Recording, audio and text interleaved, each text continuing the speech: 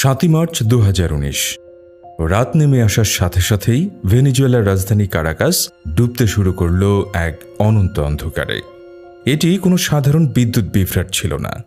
অদৃশ্য এক শত্রু যেন এক ঝটকায় কেড়ে নিয়েছে শহরের প্রাণ। ট্রাফিক লাইট নিভে গেছে, মেট্রো সিস্টেম স্তব্ধ এবং বহুতল ভবনগুলো পরিণত হয়েছে কংক্রিটের প্রাণহীন কঙ্কালে। কিন্তু আসল আতঙ্ক ছড়িয়ে পড়ল হাসপাতালগুলোতে। লাইফ সাপোর্ট সিস্টেম বন্ধ হয়ে যাওয়ায় ইনকিউবেটরে থাকা নবজাতকের ক্ষীণ শ্বাস প্রশ্বাস ক্ষীণতর হতে শুরু করল। অপারেশনের টেবিলে থাকা রোগীর জীবন ঝুলে রইল এক সুতোর উপর। পরবর্তী 5 দিন ধরে প্রায় পুরো ভেনেজুয়েলা এই অন্ধকারে ডুবেছিল। এটি ছিল দেশটির পতনের এক জীবন্ত প্রতীক। একটি দেশ যা পৃথিবীর বৃহত্তম প্রমাণিত তেলের ভাণ্ডারের উপর বসে আছে, একটি দেশ যা একসময় ল্যাটিন আমেরিকার সবচেয়ে ধনী এবং স্থিতিশীল রাষ্ট্র হিসেবে পরিচিত ছিল, সেই দেশ কিভাবে এমন এক অতল গহ্বরে তলিয়ে গেল? কিভাবে বলিভারিয়ান বিপ্লবের স্বপ্নদ্রষ্টা হুগো স্যাভেজের প্রতিশ্রুত সমাজতান্ত্রিক স্বর্গ পরিণত হল এক মানবিক নরকে?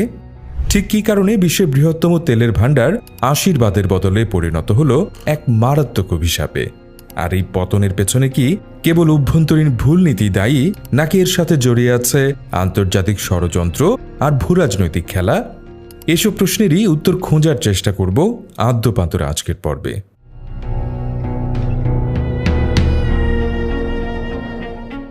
বিংশ শতাব্দীর শুরুতে ভেনেজুয়েলা ছিল কফি, কোকো আর গবাদি পশুর উপর নির্ভরশীল একটি অনুন্নত কৃষিভিত্তিক অর্থনীতির দেশ। আন্দিজ পর্বতমালার ছায়ায় দেশটির অধিকাংশ মানুষ দারিদ্র্যের মধ্যে বাস করত। কিন্তু 1922 সালের 14 ডিসেম্বর মারাকাইবো লেকের তীরে রয়্যাল ডাচ শেলের একটি কূপ লস বারোসোস 2 বিস্ফোরিত হয়। একটানা 9 দিন ধরে প্রতিদিন প্রায় 1 লক্ষ ব্যারেল তেল উদ্গীরণ করে এটি। এই ঘটনা বিশ্বকে জানিয়ে দেয় ভেনেজুয়েলার মাটির নিচে লুকিয়ে আছে তরল সোনার এক মহাসাগর। খবর ছড়িয়ে পড়ার সাথে সাথেই আমেরিকান এবং ইউরোপীয় তেল জায়ান্টরা ভেনেজুয়েলায় ছুটে আসে। রাতারাতি বদলে যায় দেশটির ভাগ্য। 50 ও 60-এর দশকে ভেনেজুয়েলা বিশ্বের অন্যতম শীর্ষ তেল রপ্তানিকারক দেশে পরিণত হয়। পেট্রো ডলারের স্রোতে দেশটির অর্থনীতি ফুলে ফেপে ওঠে। কারাকাস পরিণত হয় ল্যাটিন আমেরিকার এক আধুনিক মেট্রোপলিসে। চওড়া হাইওয়ে, আকাশচুম্বী ভবন আর বিলাসবহুল জীবনযাত্রা। ভেনেজুয়েলা তখন পরিচিত ছিল সৌদি ভেনেজুয়েলা নামে।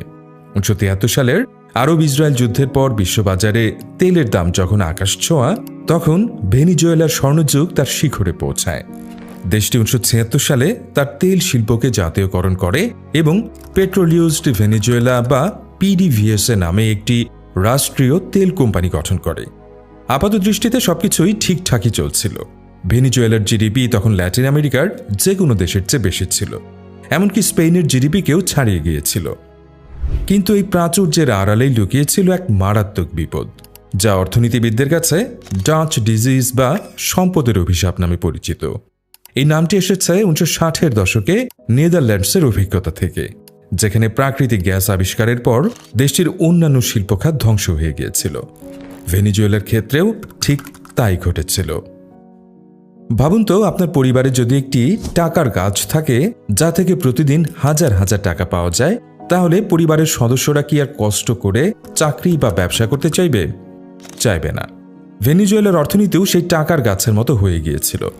যখন তেল রপ্তানি করে সহজেই বিলিয়ন বিলিয়ন ডলার আয় করা সম্ভব, তখন কঠিন পরিশ্রম করে কফি চাষ করা বা টেক্সটাইল কারখানা চালানোর প্রয়োজন কে অনুভব করে?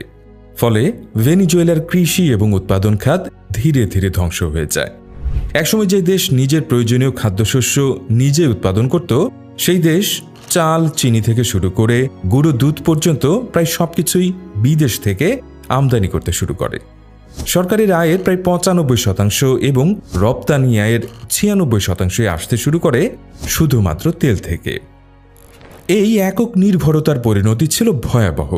ভেনেজুয়েলার অর্থনীতি হয়ে উঠেছিল আন্তর্জাতিক তেলের বাজারের এক অসহায় পুতুল। যখনই তেলের দাম কমে যেত, তখনই দেশটির অর্থনীতি সংকটে পড়ত। আয়ের উৎস একটি হওয়ায় তেলের মূল্যের পতনের সাথে সাথে সরকারের কোষাগারও খালি হয়ে যেত। এই চক্রাকার সংকট 80 ও 90-এর দশকে ভেনেজুয়েলাকে বারবার আঘাত করেছে।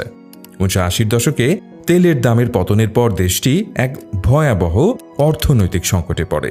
যা লা ডিকাডা পার্ডিডা বা হারানো দশক নামে পরিচিত। দেশটির এই অর্থনৈতিক সমৃদ্ধির আরেকটি অন্ধকার দিক ছিল এর বন্টন ব্যবস্থা।